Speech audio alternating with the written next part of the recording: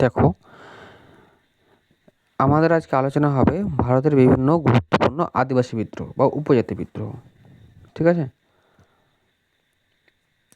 নেতা কী ছিল, কী জন্য হয়েছিল, যেগুলো ইম্পর্টেন্ট আমি যেভাবে পড়াচ্ছি সেভাবে তোমরা দেখে নাও। চুয়ার বিদ্রোহ হয়েছিল 1766 থেকে 1772। ঠিক আছে, একটা ভাগ হলো। আর একটা হয়েছিল 1798 থেকে 1799। কোথায় হয়েছিল? মেদিনীপুর, বাঁকুড়া, বীরভূম। মেদিনীপুর, বাঁকুড়া, বাংলার বাঁকুড়াতে। প্রধান নেতা ছিলেন জগন্নাথ সিং আর দুর্জন সিং। তাহলে শুধু নেতাগুলোর নামই মনে রাখো, আর বাকি করতে হবে না। ঠিক আছে, তো ভিল বিদ্রোহ 1818 থেকে 1831 মহারাষ্ট্রতে হয়েছিল, খানদেশে। দশরথ শিবরাম। ঠিক আছে, তো দশরথ আর শিবরাম ছিলেন নেতা। ভিল বিদ্রোহের নেতা ছিলেন দশরথ ও শিবরাম। যদি মনে হয় যে বিদ্রোহের কারণগুলো পড়বো, তো ভিডিও পজ করে পড়ে নিতে পারো। ঠিক আছে, কিন্তু যেখান থেকে কোয়েশ্চেন আসে তার লেগে আমি অ্যাড করে দিয়েছি। কিন্তু যেখান থেকে কোয়েশ্চেন আসে সেই কোয়েশ্চেনটা খুবই ইম্পর্ট্যান্ট। খাসি বিদ্রোহ 1829 থেকে 1833 মেঘালয় আর আসাম সীমান্তে। তীরথ সিং নেতা ছিলেন। তীরথ সিং ছিলেন নেতা। ঠিক আছে, তো খাসি পাহাড়ের ভেতর দিয়ে ব্রিটিশদের রাস্তা নির্মাণের উদ্যোগ ও বহিরাগতদের প্রবেশের প্রতিবাদ এই জন্য। কোল বিদ্রোহ 1831 থেকে 1832 ছোটনাগপুর, ঝাড়খণ্ড, বুদ্ধভগত, জোয়াভগত।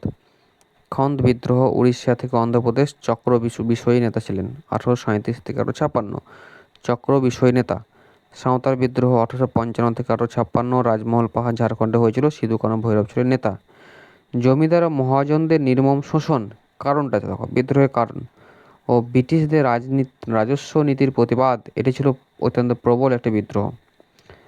দেখো, পড়াটা যদিও একটুকুন মানে ডেসক্রিপটিভ বেশি হয়ে যাচ্ছে, ইনফ্রাস্ট্রাকচারের অভাবের জন্য আমি ঠিকভাবে ক্লাসটাকে হাতে লিখে লিখে কথা পাচ্ছি না। ঠিক আছে, দেখো, ভূঁইয়া বা জুয়াং বিদ্রোহ, এটা ভূঁইয়া বিদ্রোহ ধরণীধর নায়ক মনে থাকলে ভালো, না দেখলে সমস্যা নাই।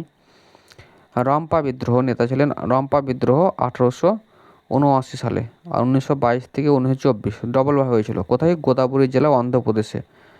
এটা কি আল্লুরি সীতারাম রাজু এটা করেছিলেন। হ্যাঁ, এখানে সীতারাম রাজু গেরিলা যুদ্ধে ব্রিটিশদের নাজেহাল করেছিলেন। মুন্ডা বিদ্রোহ 1899 থেকে 1900 ছোটনাগপুরে, রাঁচি, ঝাড়খণ্ডে, বিরসা মুন্ডা। ভিল বিদ্রোহ রাজস্থান 1913 সালে। হ্যাঁ, গোবিন্দ গুরু ছিলেন নেতা। ভিল বিদ্রোহ কোথায় হয়েছিল? রাজস্থানে। গোবিন্দ গুরু ছিলেন এখানকার নেতা। ঠিক আছে, আর তানা ভগত আন্দোলন 1914 ছোটনাগপুরে হয়েছিল, যাত্রা ভগত ছিলেন এর ই মানে ছিল কি যে নেতা ছিল। আর চেঞ্চু উপজাতি আন্দোলন 1921 থেকে 1922 নান্নামালা পাহাড়ে হয়েছিল। কে হনুমন্তু এর ছিলেন, নেতা ছিলেন। ঠিক আছে, তো তো এতটুকুর পর্যন্তই। এবার এইখানে দেখো, দিকু কাদেরকে বলা হতো, পরীক্ষার জন্য কিছু গুরুত্বপূর্ণ টিপস। উপজাতিরা বহিরাগত শোষক, যেমন মহান জমিদার ব্রিটিশ কর্মচারীদের দিকু বলে ডাকতো। তাহলে দিকু বলতো মানে অত্যাচারী জমিদার, মহাজন, ব্রিটিশ কর্মচারীকে। হুল, সাঁওতালি ভাষায় হুল শব্দের অর্থ হলো বিদ্রোহ। সাঁওতাল বিদ্রোহের প্রতীক ছিল শালগাছ, মানে সাঁওতালদের বিদ্রোহের প্রতীক ছিল শালগাছ। উলগুলান, মুন্ডা ভাষায় এর অর্থ হলো প্রবল বিক্ষোভ বা গ্রেট টুমুল্ট। ধারিত্রী আবা, বিরসা মুন্ডাকে তার অনুগামীরা ধারিত্রী আবা বা দুনিয়ার পিতা বলে ডাকতো। মানগড় হত্যাকাণ্ড 1913 সালে হয়েছিল রাজস্থানের মানগড় পাহাড়ে। গোবিন্দ গুরুর অনুগামী ভিলদের ওপর ব্রিটিশ বাহিনী নির্বিচারে গুলি চালায়, যেখানে 1500 ভিল মারা যান। একে রাজস্থানের জালিয়ানওয়ালাবাগ বলা হয়। রাজস্থান জালিয়ানওয়ালাবাগ বলা হয় মানগড় বিদ্রোহ হত্যাকাণ্ডকে। মানগড় হত্যাকাণ্ড 1929 সালে। হ্যাঁ, কে ছিলেন? গুরু গোবিন্দ গুরু, নেতা ছিলেন গোবিন্দ গুরু। মানগড় হত্যাকাণ্ড 1913 সালে।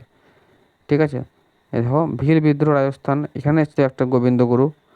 ঠিক আছে, এই ভিল বিদ্রোহ রাজস্থান, এটা ভিল বিদ্রোহ কত সালে হয়েছিল?